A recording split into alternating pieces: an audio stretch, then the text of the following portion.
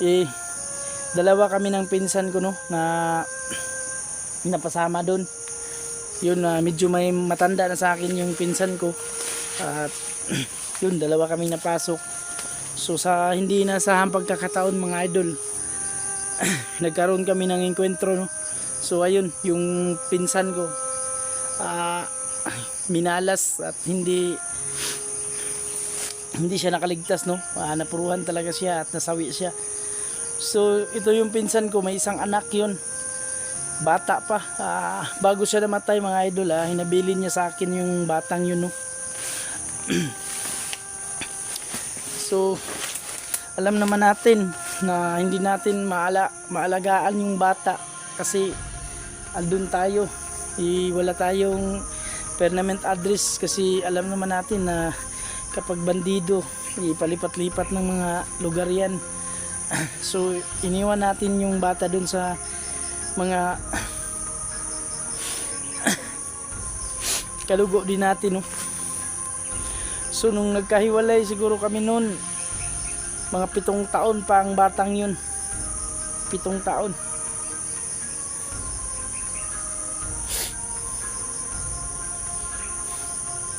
Bago ako napadpad dito sa Mindanao no.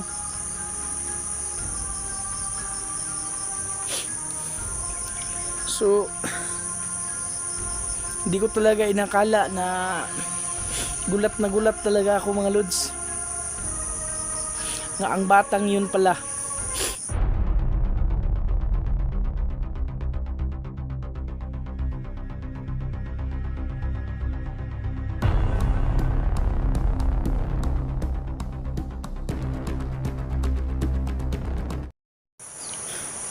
So isang magandang hapon sa inyong lahat dyan mga lods. Sana nasa mabuti kayong kalagayan. So papunta tayo sa explore ngayon mga idol. Pupuntahan natin yung mga kasamahan natin no? So nauna na sila kahapon kasi hindi tayo nakasama kahapon lumakad kasi yun, alam nyo mga idol, may nilakad pa ako ng importante kahapon no? So nangalap po tayo ng impormasyon sa mga dating kasamahan natin no? Kasi kumuha tayo ng data tungkol kay Master Wing no? Kasi gusto ko talagang malaman mga idol kung ba't pareho kami ng apelyido no. Kumpok din siya. So pareho din kami ng pinanggalingan dun sa Bohol. So halos nung mga nagsisimula pa tayo mga lods, dun tayo sa Bohol nagsisimula no. So isang masaklap na katotohanan ho mga lods ang aking nalaman no. Tungkol dun sa mga kadugo natin dun. Nagtanong-tanong tayo, may tinawagan tayo dun. So ayun, isang masakit na katotohanan yung tumambad sa akin no.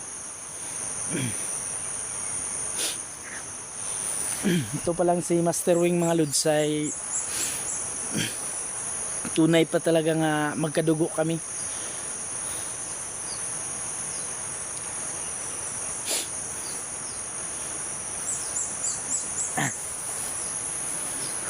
Hindi ko talaga lubos maisip mga idol na mangyayari sa akin to no. So malapit na tayo dun sa area kung saan sila tunay sila mga Kutol Kadyo. Papunta na tayo dun. So nagchat sila na mag-ingat daw tayo no, kaya sigurado ho dun na alerto na sila ng lahat yun. So siguro, so malapit-lapit na tayo sa area no mga lods. Kaya todo ingat na tayo ngayon.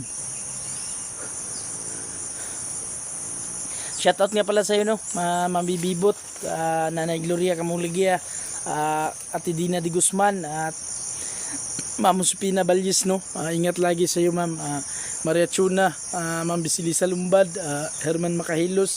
Yun, napaka mga bait na mga taong yan no. Lagi tayong sinusuportahan sa kahit anumang pagsubok na dumating sa ating buhay no. So ayun, mega love shoutout din sa Team Tambayan no.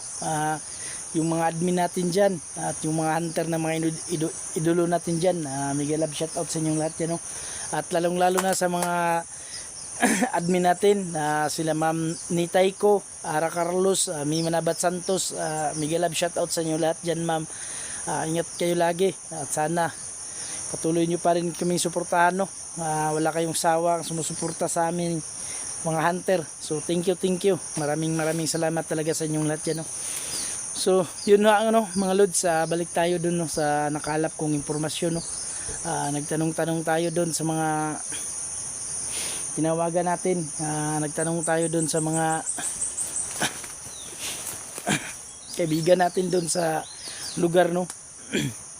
So ayun, napakasaklap ho ng nalaman ko, at sana hindi ko na lang nalaman, no, na totoong magkadugo kami ni Master Weng. Kasi alam nyo yung kwento mga lods, nung kapapasok pa lang natin dun sa pagiging bandido natin noon. Alam nyo naman kung ano yung istorya ng buhay ko, no. Dati akong bandido bago ako naging hunter. So yun pala, dalawa kami ng pinsan ko, no, na napasama doon. Yun, medyo may matanda na sa akin yung pinsan ko, at yun, dalawa kami napasok. So sa hindi nasahang pagkakataon mga idol, nagkaroon kami ng enkwentro, no. So ayun, yung pinsan ko minalas at hindi siya nakaligtas, no. Napuruhan talaga siya at nasawi siya. So ito yung pinsan ko, may isang anak yun, bata pa. Bago siya namatay mga idol, hinabilin niya sa akin yung batang yun, no.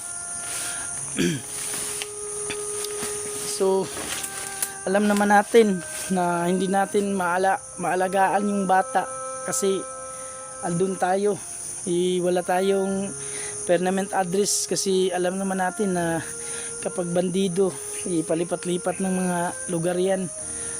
So iniwan natin yung bata dun sa mga kalugo din natin, no. So nung nagkahiwalay siguro kami noon, mga 7 taon pa ang batang yun.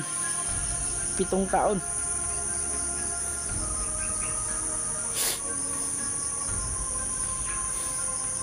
Bago ako napadpad dito sa Mindanao, no.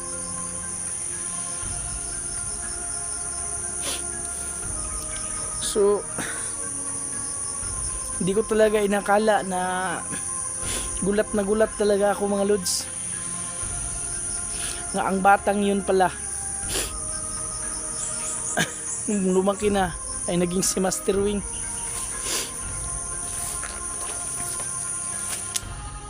Kung nagkantaon pa ako pa yung nakapatay nung, kung nagkataon ako yung nakapatay nung batang yun, no, na si Master Weng, o siya yung napatay niya ako. Sadyang mapaglaro talaga yung buhay mga lods, parang pinaglalaroan tayo, no. Kasi ang huling alam ko nung ang batang yun, nung yung anak ng pinsan ko na iniwan sa akin ay nag-aaral. So akala ko maganda na yung buhay niya, kasi sabi sa akin nung nangumusta ako, nag-aaral daw. Siguro iwan ko kung ba't na punta siya sa kalagayang ganyan, no. Kasi yun si Commander Cobra pala yung nagpaaral sa kanya, kaya siguro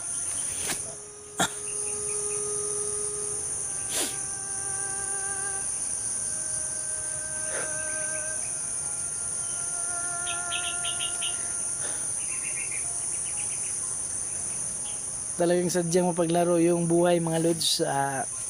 Hindi natin lubos maisip yung kalaban na kinainisan mo pala nakakonect sa iyo.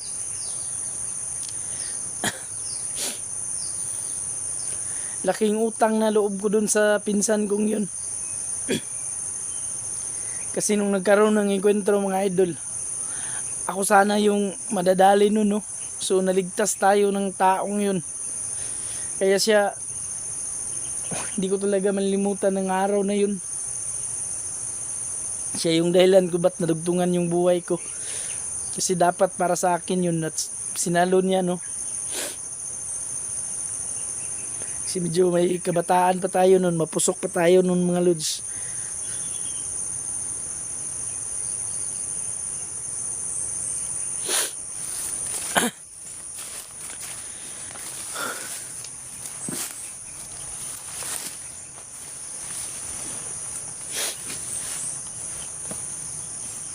Kaya ngayon hindi ko alam kung yung galit ko kay Master Wing mga lods napalitan ng awa, no? Kasi naawa din ako sa batang yan. Kung hindi ko lang sana nalaman na siya pala yung bata na ihinabilin sa akin.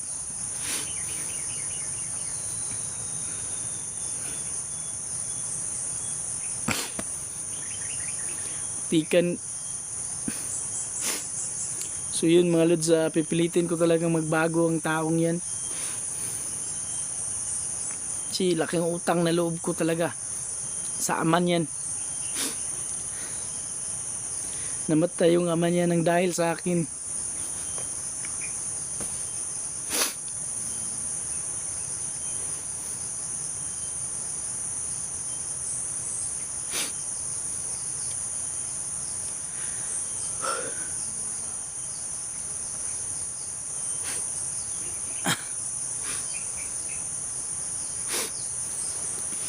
So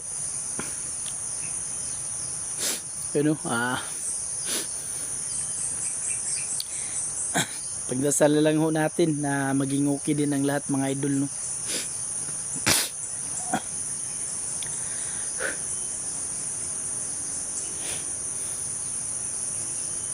Hindi ko nga alam kung paano ko sasabihin sa mga kasamahan ko yung mga nalaman kong impormasyon, pero sana maintindihan din naman nila, no? Kasi hindi naman natin hawak yung tadhana ng ating buhay. So minsan din napupunta tayo sa dark side ng ating buhay, no? So thankful tayo na may magtiwala pa sa atin, no? At may balik natin sa tamang landas yung mga buhay natin mga lods. So ayun, babalik ako dun sa bundok ngayon. Pupunta na ako dun.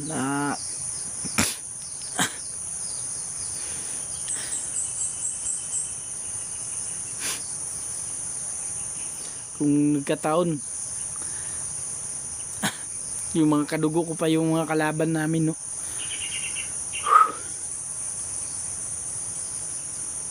Pero wala tayong magagawa dyan.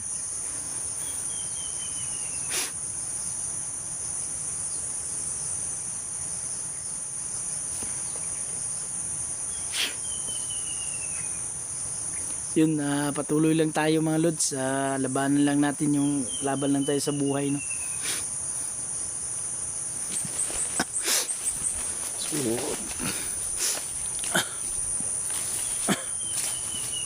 sana makita natin yung mga kasamahan natin ngayon, no? Ayun, ang plano ko pag nakababa ako dito sa bundok ulit, pupuntahan ko doon si Master Wing sa kanyang kinalalagyan, no? So sana maliwanagan na yung isip ng bata, no? Hindi ko talaga sukat akalain mga lods.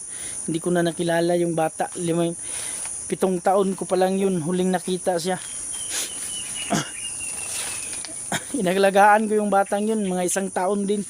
So nung naglaon, iniwan ko dun sa mga pinsan namin.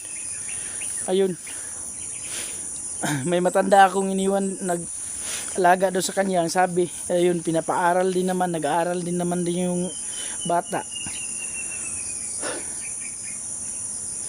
So hindi ko talaga alam kung ba't nangyari sa kanya, no? At napunta siya sa ganyang trabaho. So pipilitin ko talagang magbago ang taong yan kasi napakalaki talaga ng utang na loob ko sa ama niyan.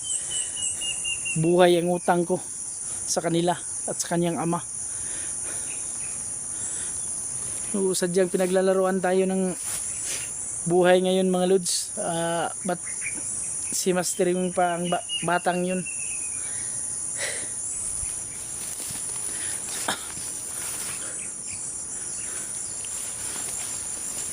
Samahan niyo ako mga idol ha.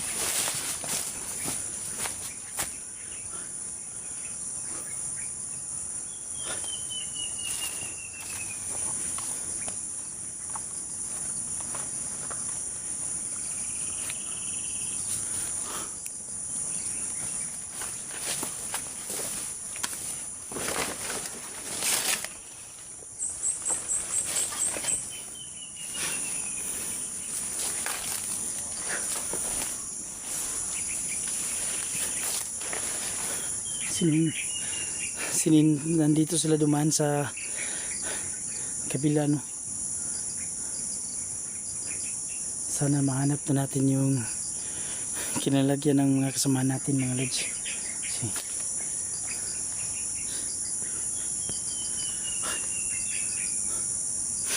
So ayun, ganoon lang yun mga lods. Tuloy pa rin yung buhay natin, no. Patuloy lang sana, walang magbago sa atin, no.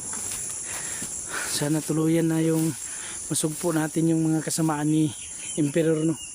So sobrang dami na niyang pinapahirapan ng mga kabataan mga idol.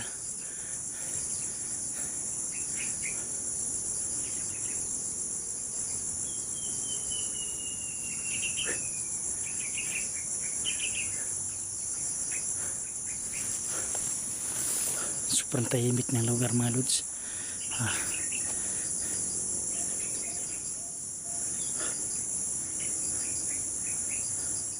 So malapit na tayo sa area, no. Andyan na yun sa unahan yung